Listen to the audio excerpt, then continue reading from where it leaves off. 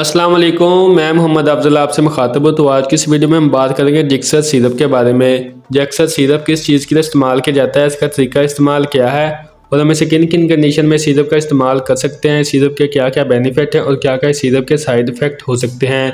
तो आज की सब डिटेल में दूंगा आपको इस वीडियो में। तो वीडियो शुरू करने से पहले आप सबसे गुजारिश है कि जिसने अभी तक मेरे चैनल को सब्सक्राइब नहीं किया, जल्दी से मेरे चैनल को सब्सक्राइब कर लें और बेल आइकन के बटन को प्रेस कर दें ताकि आने वाली तमाम चलते हैं अपने टॉपिक की मेडिसिन तरफ। के रिलेटेड वीडियो आप तक तो ब्रांड नेम है जिक्सर।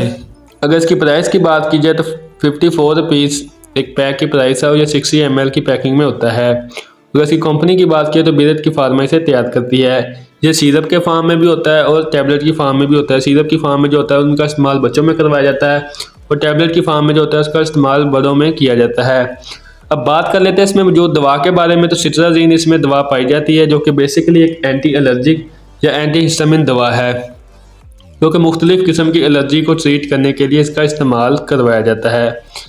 अब जिस कंडीशन में इसका सबसे ज़्यादा इस्तेमाल करवाया जाता है उसमें आ जाता है कि बच्चों को नज़ला, ज़ुकाम, छींकों का आना, नाक से पानी बहना, आँखों से पानी बहना, आँखों का रेड हो जाना या नाक का रेड हो जाना, नाक में खारिश होना, आंखों में खारिश होना, गले में खारिश होना। तो ऐसी कंडीशन में इसका इस्तेमाल करवाया जाता है बच्चों के।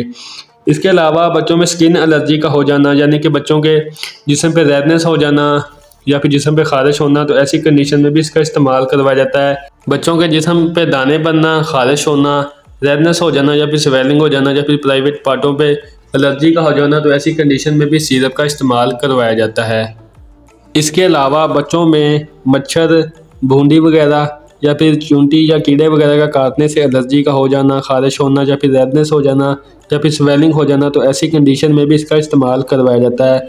इसके अलावा मुख्तलिफ बच्चों को एलर्जी होती है, किसी को पोलन एलर्जी होती है या किसी को डस्ट से एलर्जी होना शुरू हो जाती है जिसकी वजह से सांस लेने में दुश्वारी होती है या फिर जिस्म पे खारिश होना शुरू हो जाती है, या फिर इसके अलावा किसी को खुशबू से एलर्जी होना शुरू हो जाती है या फिर किसी को फूड पॉइजनिंग होती है कि फूड से एलर्जी होना शुरू हो जाती है। तो ऐसी कंडीशन में भी आप इसका इस्तेमाल बच्चों में करवा सकते हैं।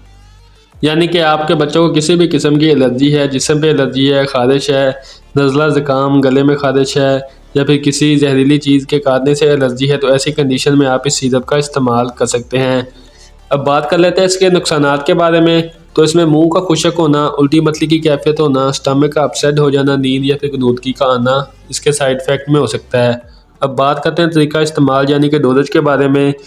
तो 6 माह से लेकर 5 साल के जो बच्चे हैं उनमें आधा चम्मच सुबह और आधा चम्मच शाम इसका इस्तेमाल करवाया जाता है, और 6 साल से लेकर 11 साल के जो बच्चे हैं उनमें 1 चम्मच सुबह और 1 चम्मच शाम इसका इस्तेमाल करवाया जाता है, और 12 साल से जो बड़े हैं या फिर जो बालिग बच्चे हैं उनमें 1 चम्मच सुबह, 1 चम्मच दोपहर और 1 चम्मच शाम इसका इस्तेमाल करवाया जा सकता है।